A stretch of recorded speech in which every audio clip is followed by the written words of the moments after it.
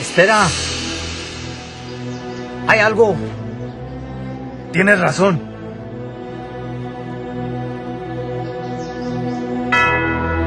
Tráeme el padre.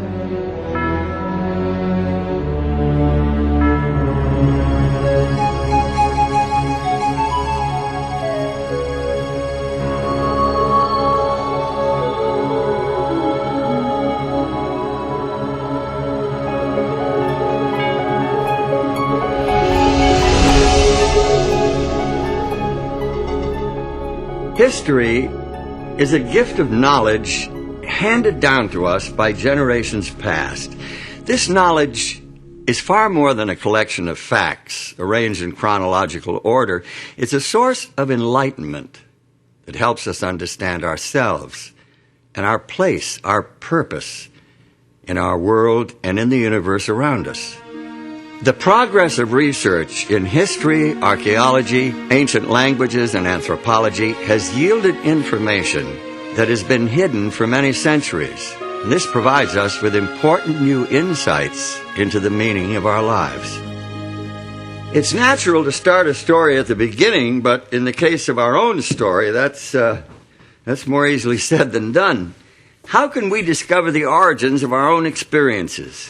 Where or when was our beginning?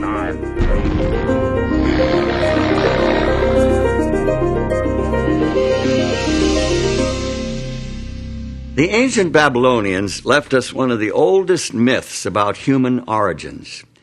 It's an epic creation poem that was written sometime during the 2nd millennium BC. It's called the Enuma Elish, which translated means, when on high.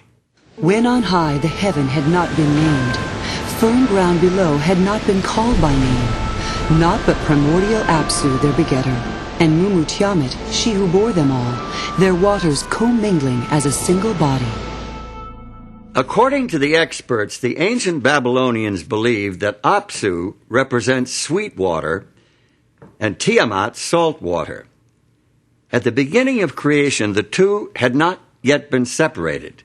Mingled together as they were, they possessed within them the seeds of life. They brought forth generations of gods who in the course of time created man. The Navajo and Pueblo Indians of North America share a traditional view of several separate creations. The Aztecs of Old Mexico had a similar belief. The god Quetzalcoatl invented people, molding them from ash. A great flood came, and all the people became fish. The Creator tried again, but there was a complete eclipse of the sun, and in the darkness, all the people were killed and eaten by jaguars. A rain of volcanic fire and ash destroyed the third creation. The fourth attempt was foiled when the world was ravaged by a violent hurricane, and people turned into apes. The earth as we know it is the result of the fifth creation and is doomed to ultimate destruction by earthquake and famine. Not a very reassuring picture, is it? And yet this worldview was very real to the Aztecs. This is all depicted in the famous Sunstone, perhaps the single most important artifact from the Aztec civilization. Created in the 15th century, it weighs in at over 25 tons. Very substantial evidence of their view of beginnings. It's all there, carved in stone. But does it accurately portray our beginnings? Best-selling Swiss writer Erich von Däniken has 16 books to his credit. Nothing else he has written has had the phenomenal impact of his 1968 book, Chariots of the Gods, in which he proposed a novel view of human development here on Earth. Dim as yet undefinable ages ago, an unknown spaceship discovered our planet. The crew of the spaceship soon found out that the Earth had all the prerequisites for intelligent life to develop. Obviously, the man of those times was no Homo sapiens, but something rather different. The spacemen artificially fertilized some female members of this species, put them into a deep sleep, so the ancients say, and departed. Thousands of years later, the space travelers returned. They repeated their breeding experiment several times, until finally they produced a creature intelligent enough to have the rules of society imparted to it. The Bible and the Quran are the basis for the traditional Judeo-Christian and Islamic teachings about our beginnings. Both point to a creator from outside the bounds of space and time. They picture an all-powerful being who is above and beyond the natural laws that govern our physical universe. They teach that this Creator God exercised his supernatural power and created everything according to his divine purpose. The Bible includes this summary reference to the creation. By the word of the Lord were the heavens made, and all the host of them by the breath of his mouth. For he spake, and it was done. He commanded, and it stood fast. The Quran, Holy Book of Islam, shares the basic biblical view of creation this way. Lo, your Lord is Allah, who created the heavens and the earth in 6 days. Then mounted he the throne. He covereth the night with the day, which is in haste to follow it, and hath made the sun, and the moon, and the stars subservient by his command. His verily is all creation and commandment. Blessed be Allah, the Lord of the worlds.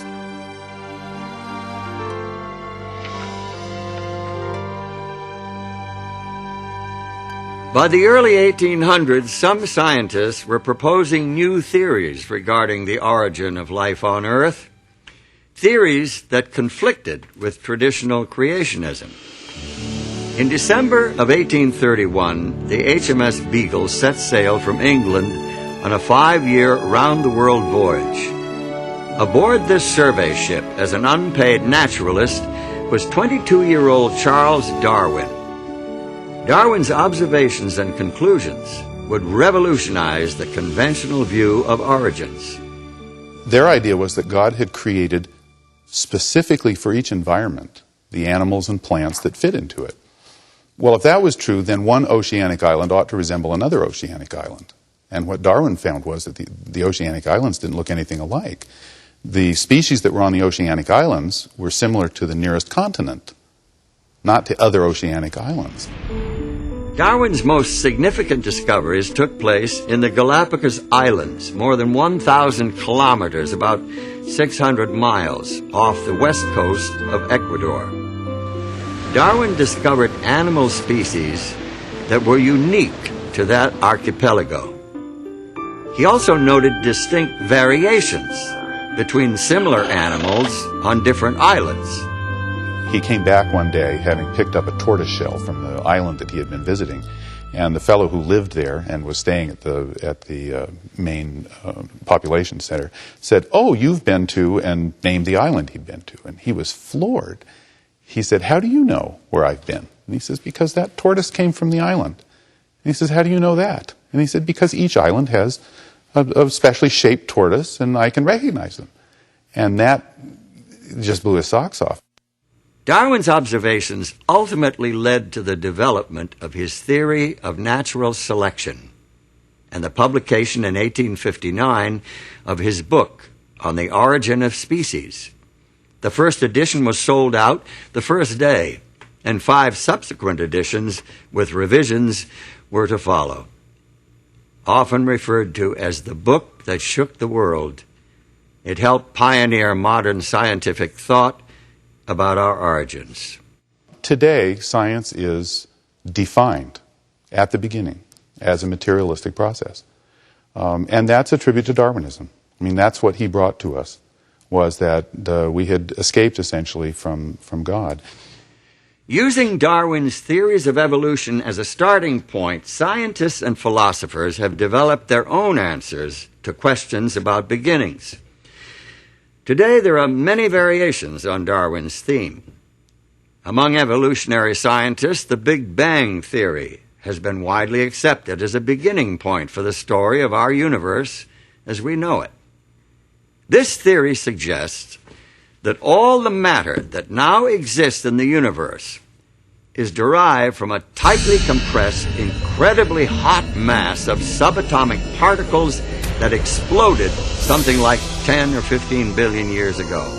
That tremendous blast of creative energy set the universe in motion and eventually gave birth to galaxies and stars and planets, and ultimately to every form of life and matter within the universe. The way scientists today talk about this, the Big Bang really is the whole universe, and that it is really space itself which is expanding and creating new space in the course of time. If we think of ourselves in a way as kind of being able to look at the universe from some extra dimension, it perhaps would appear as the tremendous explosion starting out from a single point. The theory of evolution teaches that life on Earth has evolved over vast periods of time, with simple single-celled forms developing into complex organisms purely by blind chance, through a process of trial and error. It was this process that Charles Darwin called natural selection. And he said, essentially, that there were 4 steps. He said, first of all, variation exists. No two individuals in a population are ever exactly alike. Secondly, that every population overproduces. More young come into existence in one year than can possibly live until the next year. So that leads to the struggle for existence, the competition, and then survival of the ones that are the fittest. The fittest are simply those that have variations that give them an advantage. And the last thing was that the variations are inherited, so that the ones that live reproduce, and their offspring are more likely to have these fit variations. Are we the unplanned and accidental result of evolution through natural selection? Or are we the handiwork of a supreme being, the Allah of the Quran and the God of the Bible? Do we owe our existence to the Aztec or Babylonian gods, or to some alien creatures from outer space? What is the truth about our origin?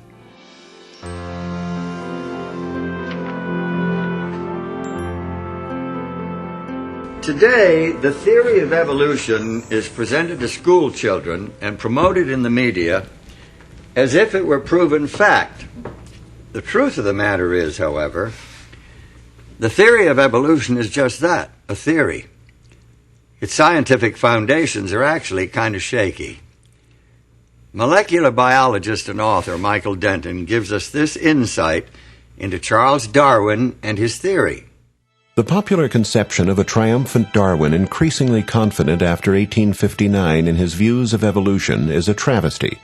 On the contrary, by the time the last edition of The Origin was published in 1872, he had become plagued with self-doubt and frustrated by his inability to meet the many objections which had been leveled at his theory. Darwin's theory of natural selection could not be thoroughly tested in his day due to the limitations of the scientific equipment available at that time. Today's scientists are able to study the complicated systems within even the simplest single-cell organisms. Many people think of single cells as being less complex than multicellular organisms. Darwin thought so, and he thought that the first organism was a cell. Darwin can be excused for thinking so because the equipment to look inside the cell and see what was going on just didn't exist then. Now that we have it, we look inside the cell and we find enormous complexity. Amoebas move like we move. They don't have muscles, they have microfilaments. We digest our food. We do respiration. But so does the amoeba. They're much smaller than we are. They don't have but one cell, but they do all of the things we do, and they're just as complex.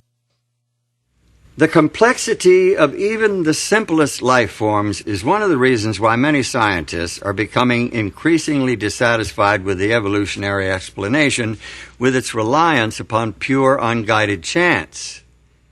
There's good reason for scientists to question the power of chance. Take a look at this simple demonstration. You see what I mean. Now, here are 3 blocks, numbered 1, 2, 3.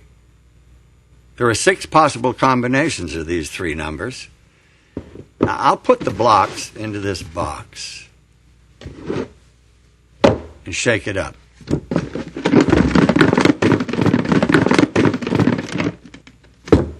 Now, if I were to take out the blocks one at a time, what are my chances of taking them out in numerical order?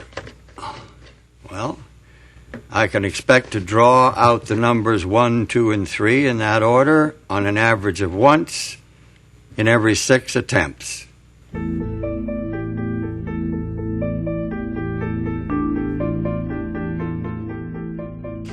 Now, here are 2 more blocks, numbered 4 and 5. I'll add them to the 3 others in the box. Now, there are 120 possible combinations. The law of averages tells me that I can expect to pull out blocks numbered 1, 2, 3, 4, and 5 in that order on the average of once in every 120 tries. Now, look, here are blocks numbered 6 through 10. I'll put them in the box for the others. My chance of picking out all 10 blocks in numerical order is less than 1 in 3.5 million.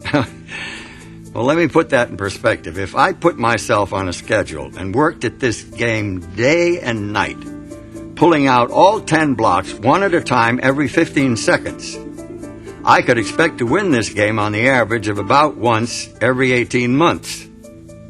What if I doubled my quantity of sequentially numbered blocks to 20? How long should I expect to work at this game to get all 20 out of the box in order? Now let's suppose that I could play at blinding speed and get all 20 blocks out in just 1 second, then do it again the next second and every second thereafter. Now the law of averages says that I can expect to get the 20 blocks out of the box in order at the rate of once every 77 billion years.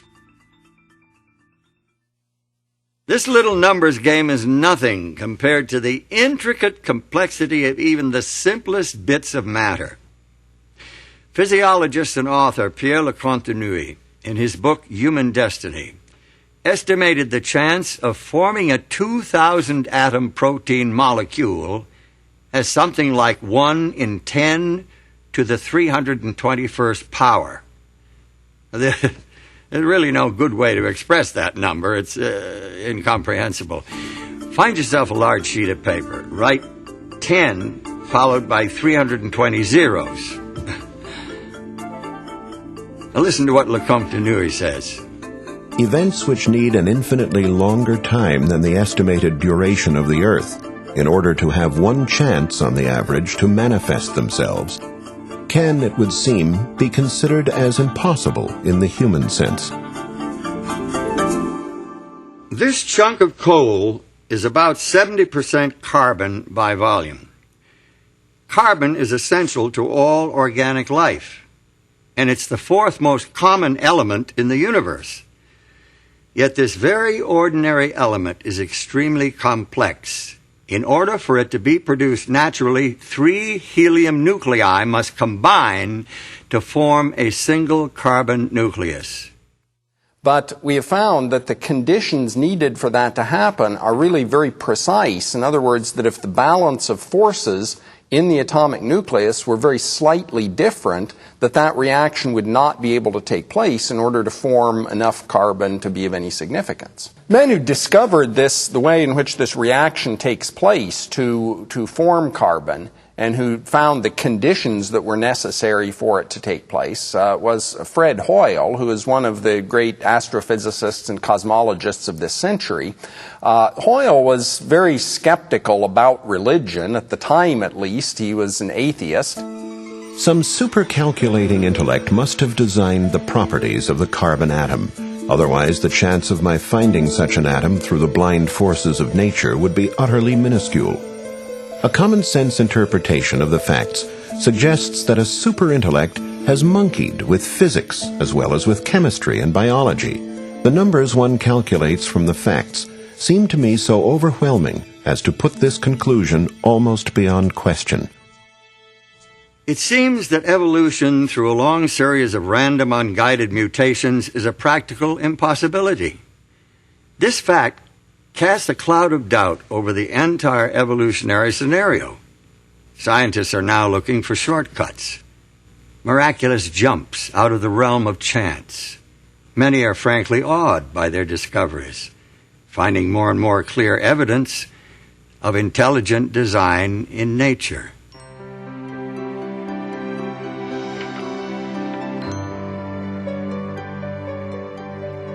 Intelligent design, of course, requires a designer. And the clearest portrayal of a designer and his work is found here in the Bible. The creation account itself records a systematic progression of creative acts culminating in the creation of man. The Hebrew prophet Jeremiah emphasizes this intelligent design when he writes about the Creator. He hath made the earth by his power. He hath established the world by his wisdom, and hath stretched out the heavens by his discretion. Biblical creation theology does not attempt to provide a scientific description of God's creative acts. Instead, it suggests the meaning, the purpose, the goal of creation. Through faith we understand that the worlds were framed by the Word of God, so that things which are seen were not made of things which do appear. I think the most important thing about this verse, as far as our understanding of creation is concerned, is that seeing the universe as creation is a matter of faith rather than of scientific knowledge.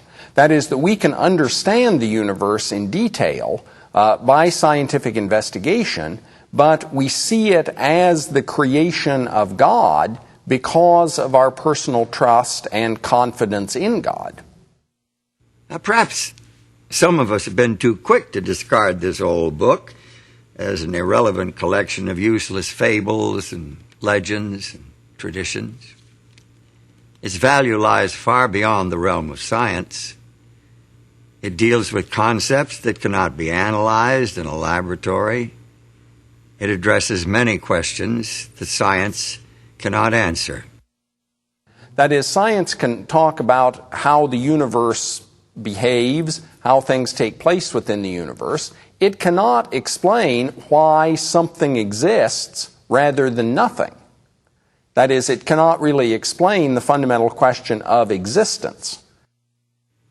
Could it be that the neglected pages of Scripture actually offer accurate insights into our origins? If so, we're not here by accident. We must see ourselves as a part of a Creator's design. There must be a plan, some real purpose for our existence.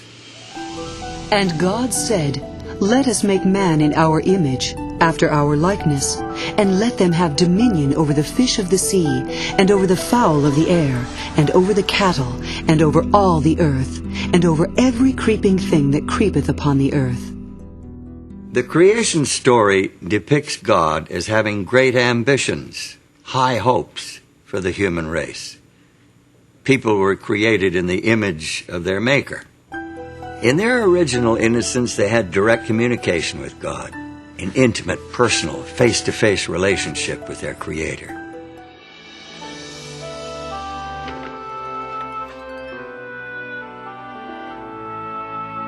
After the creation of human beings, the Bible reports that God marked the end of creation with a day of rest, thus establishing the weekly cycle for human life.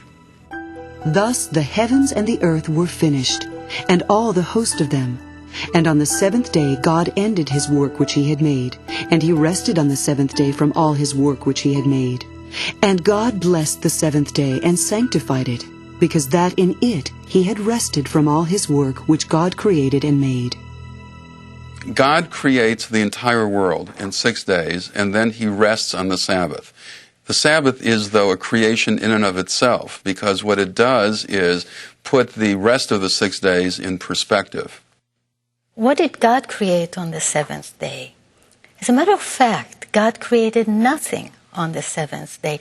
God created no thing But instead, God created a context in which everything that has been created, the natural world, the material world, and life itself, can really be appreciated and enjoyed and celebrated. By creating the Sabbath, God gave human beings an opportunity to emulate Him, to enter into His rest, and thereby to signify their special relationship with Him as their Lord and Creator. Notice what Pope John Paul II said in his 1998 apostolic letter entitled Dies Domini. The Sabbath has been interpreted evocatively as a determining element in the kind of sacred architecture of time. It recalls that the universe and history belong to God. John Paul's reference to the sacred architecture of time supports the biblical assertion that the 7-day weekly cycle was designed for us by our Creator. Thus, the week differs from all other units of time. Let's think about the structure of time. Each of us deals with time independently. We each have a past. We each live in an immediate progressing present that we sense is moving quickly or slowly, depending on our age and other subjective factors. As for the future, it's a mystery. Your sense of time and mine are different. In order for us to coordinate our activities, we must have external reference points. Now, most of what we need for timekeeping we get from creation. The story defines a day as a period of darkness and light, evening and morning. It is caused by the rotation of the earth upon its axis. More precise units of time, hours, minutes, and seconds, are simply fractions of the day. That's easy. That's easy. The year is the period required for the earth to orbit the sun. The month, as we know it today, is loosely based on a full cycle of lunar phases, but it's been adjusted to make 12 months equal 1 year. The week is a different story altogether. At first glance, it's an arbitrary period of time related to no natural phenomenon. The earliest record of the week is found in the literature and archaeology of the ancient Semitic peoples who inhabited southwestern Asia prior to 2000 BC. Now, where did they get the week? Was it embedded in their past as a result of the Creator's design? But is the week really an arbitrary artificial unit of time? Astronomer and anthropologist Anthony F. Avini suggests an alternative in his book, The Empires of Time. He reports that some chronobiologists are convinced that the 7-day cycle is designed into our very nature. The 7-day biorhythm in the human body is one of the recent discoveries of modern chronobiology. For example, the probability of rejection of certain organs is now known to peak at weekly intervals following an implant.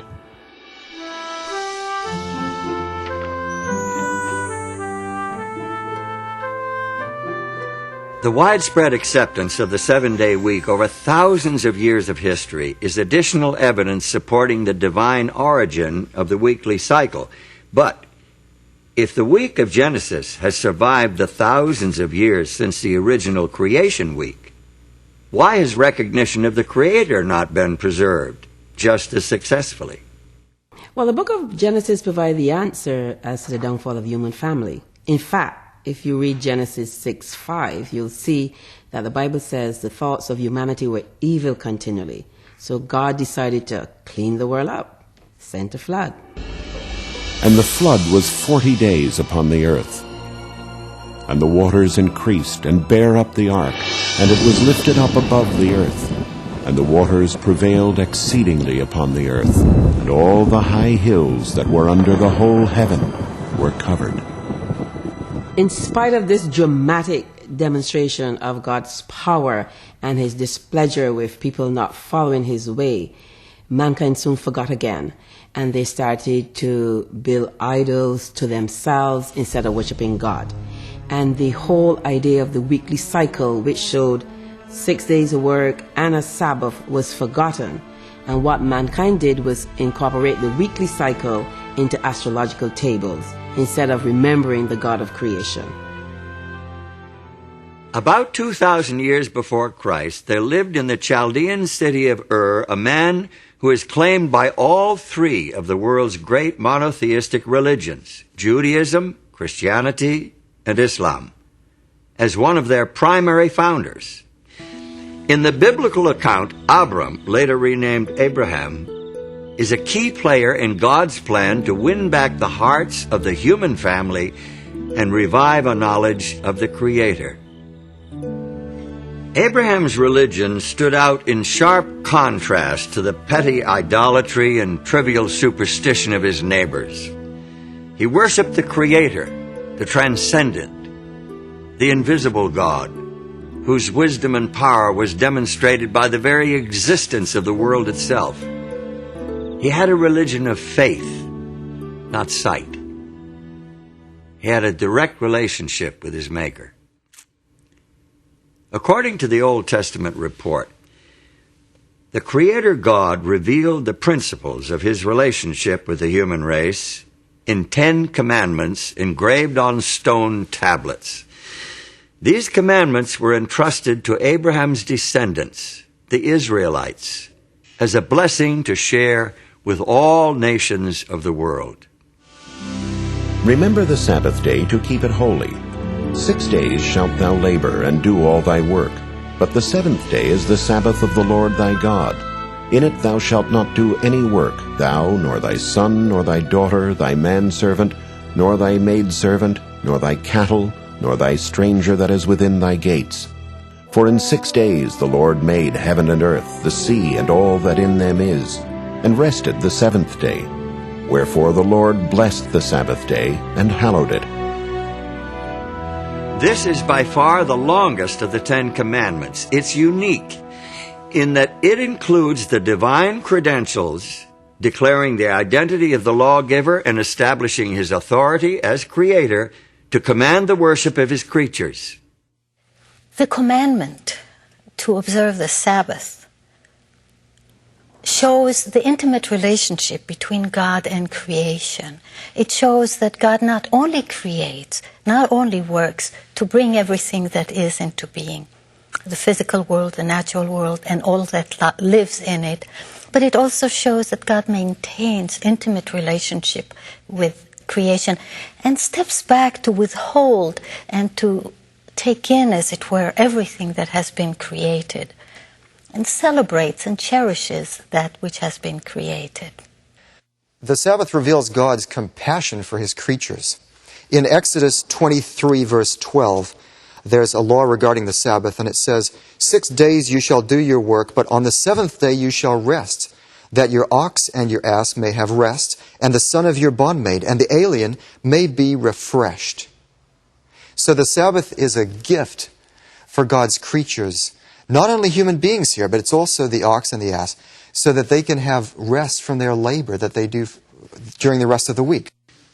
In the 5th book of the Bible, Deuteronomy, we find the 10 Commandments repeated. This time, the meaning of the Sabbath is enriched by linkage to the deliverance of the nation of Israel from slavery in Egypt. Keep the Sabbath day to sanctify it, as the Lord thy God hath commanded thee. And remember that thou wast a servant in the land of Egypt, and that the Lord thy God brought thee out thence through a mighty hand and by a stretched out arm. Therefore the Lord thy God commanded thee to keep the Sabbath day. We participate in God's redemption, just as the nation of Israel participated in God's redemption, because God has liberated us from something. Now, he liberated the ancient Israelites from Egypt, from Pharaoh, this oppressor. What God does is to liberate us as individuals from the oppressive power of Satan and from the sin that destroys us. Individuals today are in great need of finding a sanctuary in time, which is what the Sabbath is. We are overburdened and driven by the material world and by our own creativity of material things. And the Sabbath becomes the liberation from things. It becomes the liberation from slavery to objects, to technology, to economics, to all the things that make us work frantically towards producing more and more.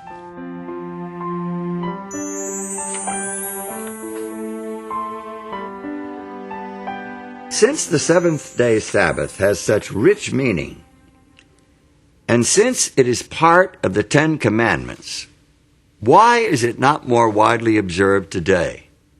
Good question. Especially in view of the widespread recognition that this commandment, along with the rest of the 10, applies not only to the people of Israel, but to the whole human family.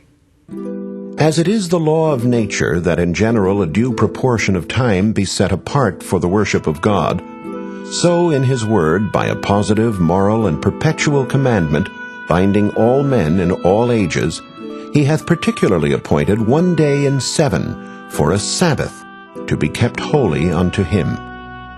The Sabbath was binding in Eden, and it has been in force ever since. This fourth commandment begins with the word remember, showing that the Sabbath already existed when God wrote this law on the tables of stone at Sinai. How can men claim that this one commandment has been done away with, when they will admit that the other 9 are still binding? The Sabbath was made for man, not for the Hebrews, but for all men. The Sabbath commandment reveals to us a picture of a Creator who craves a place in the hearts and lives of all his human children. David, the great Israelite king, understood this and instructed his people to spread their knowledge of the Creator God to the rest of the world. Declare his glory among the heathen, his marvelous works among all nations. For all the gods of the people are idols, but the Lord made the heavens. Give unto the Lord the glory due unto his name. And let men say among the nations, the Lord reigneth. The Bible makes it clear that the Creator's desire was to attract the whole human family to true religion, true worship, so that all could share in the good things he intended to do for Israel. Also the sons of the stranger that join themselves to the Lord, to serve him, and to love the name of the Lord, to be his servants. Every one that keepeth the Sabbath from polluting it, and taketh hold of my covenant, even them will I bring to my holy mountain, and make them joyful in my house of prayer. Their burnt offerings and their sacrifices shall be accepted upon mine altar, for mine house shall be called an house of prayer for all people. It's not hard to imagine the power of the Sabbath to restore and cement the relationship between the Creator God and his human children. Their devotion to the Sabbath day, their worship and praise and appreciation for his creative power, would bind them to their God with ties of love and gratitude. If they continued their heartfelt observance of the Sabbath, they could never forget him. Moreover, also I gave them my Sabbaths, to be a sign between me and them, that they might know that I am the Lord that sanctify them.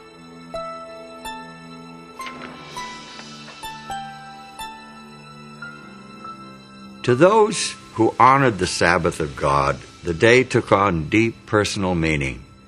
The day of rest and worship was an opportunity to know their Creator, who had promised to make them his own holy people. But history records that many of the Israelites didn't take advantage of this opportunity. There's evidence in the prophets, for example, Isaiah, that the Sabbath was poorly observed and neglected. Nehemiah also refers to that. The people had a problem with this. The reason would be really quite simple. The people lost sight of the lordship of God. But the house of Israel rebelled against me in the wilderness. They walked not in my statutes, and they despised my judgments.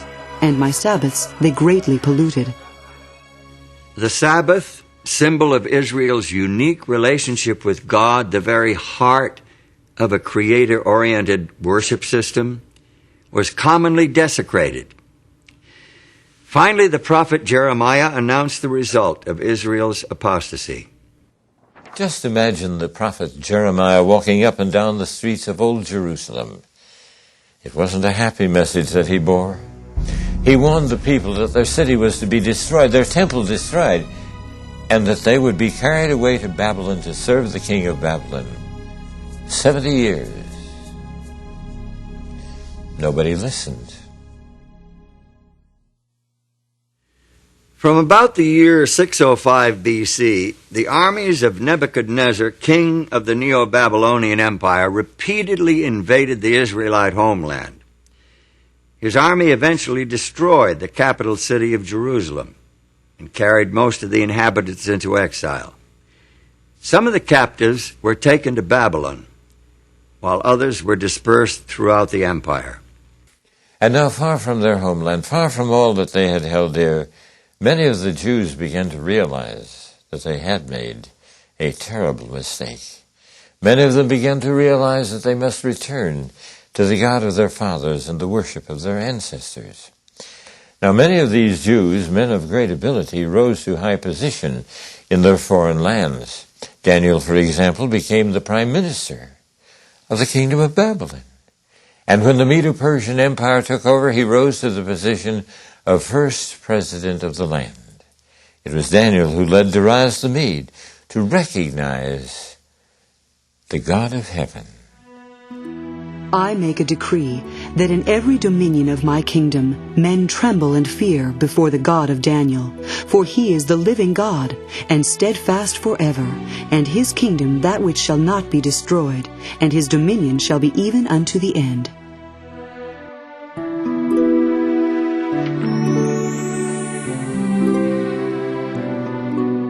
There is evidence to suggest that the religion of the exiled nation became so well known that it influenced the philosophical and religious movements of the following century.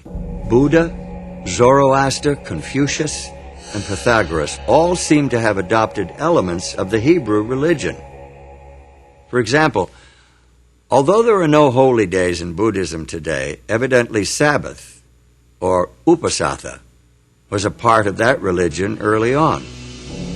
The Blessed One established the rule for observance of a Sabbath, and he suggested that at the seventh-day meeting, any monk whose conscience troubled him should confess his offense before the assembly of brothers. Arthur Lloyd, in his book The Creed of Half Japan, states that the order of monks kept their Sabbath days for many centuries. Even Confucius may well have been reporting about the seventh-day Sabbath in this passage from one of his classical works. The ancient kings on this culminating day closed their gates. The merchants did not travel, and the princes did not inspect their domains. Some knowledge of the weekly Sabbath eventually found its way into numerous cultures. In the Hebrew language, the name of each day shows its relationship to the Sabbath.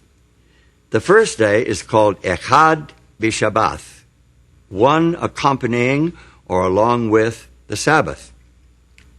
Each succeeding day proceeds toward the Sabbath until the sixth day, which is called Eve of the Holy Sabbath.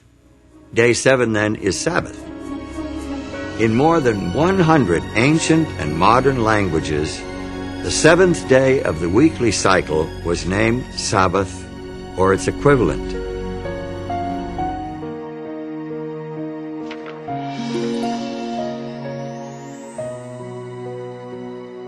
So, it seems that in their exile, at least some of the Jews succeeded where their nation had failed during times of peace and prosperity. They spread the knowledge of God and His law among other nations. But what would happen when these captives returned to their homeland? Would they maintain the worship of the true God, or would they revert to the practices of previous generations? We find an answer in the story of Nehemiah. Nehemiah did not return to Jerusalem when the others went, but when one came telling the state of affairs. This news so saddened Nehemiah that he says he actually sat down and wept. In fact, he finally decided that he must, if possible, go to Jerusalem himself to see what he could do to help. Nehemiah was a capable and energetic leader. He successfully directed the reconstruction in the city of Jerusalem. But he didn't stop there. He was a zealous reformer with a burden for restoring the spiritual life of his people. because he saw Sabbath breaking as a reason for the years of captivity, he was particularly devoted to preserving the sanctity of the holy day. He discovered that the people were buying and selling on the Sabbath day. Well, he said, we can't do this sort of thing. This is the reason why we were sent into captivity. And when the merchants still continued to come, he ordered the gates barred on the Sabbath day. And when they still continued to come and camp outside the gates of the city, he threatened to have them arrested. A priest named Ezra assisted Nehemiah in his work. He exerted a strong influence on the spiritual life of the Jews of his day. Ezra taught the people God's laws and led a spiritual revival and reformation based on the inspired scriptures. The people joined together in a solemn oath to obey the commandments that God had given through Moses. They promised not to desecrate the Sabbath by entering into commerce on that day. They observed the holy day so carefully and consistently that Sabbath keeping became a distinctive characteristic of their nation. During the period between the end of the Bible's Old Testament record and the beginning of the story of Jesus Christ in the New Testament, there was almost continual upheaval in the Middle East. The armies of Alexander the Great overran the Persian Empire. Within a short time, Alexander himself died, and his empire broke up into rival factions. Palestine, along with Syria, eventually came under the rule of the Seleucid dynasty. King Antiochus IV is notable especially because of his opposition to the religion of the Jews. His troops took over the temple in Jerusalem and set up a system of pagan worship in its courts. Josephus, the famous chronicler of Jewish history, tells us that Antiochus tried to stamp out all visible evidence of the Jews' spiritual identity. So he sent emissaries to Jerusalem, declaring, they must tear down the altar of Jehovah. They must give up the worship of the Sabbath. So they gathered themselves together, fled to the wilderness, and there they found a cave that could accommodate their numbers, about 1,000. Now when it was told the king's servants that certain men who had broken the king's commandment were gone down into the secret places in the wilderness, they pursued after them a great number, and having overtaken them, they camped against them, and made war against them on the Sabbath day. And they said unto them, Come forth, and ye shall live. But they said, We will not come forth, neither will we do the king's commandment to profane the Sabbath day. And they burnt them as they were in the caves, because they were not willing to break in upon the honor they owed the Sabbath, even in such distresses. There were about 1,000, with their wives and children, who were smothered and died in these caves.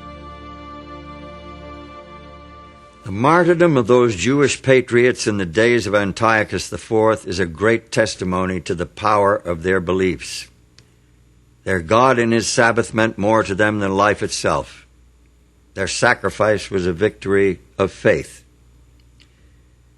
The Old Testament, supported by the evidence of history, language, and culture, establishes the Sabbath as a sacred memorial to the creative and redemptive work of God. It declares the Sabbath to be a sign of the intimate relationship between the Creator and those who worship him. A day of rest and worship that can bind the hearts of human beings to the heart of their Creator. When early Christians inherited the Sabbath, the teachings of Jesus Christ and his disciples serve to emphasize and enrich its meaning, magnifying its importance. Today, for many Jews and Christians alike, it is still a central point of spiritual life and worship. To this day, it remains a defining element in the sacred architecture of time.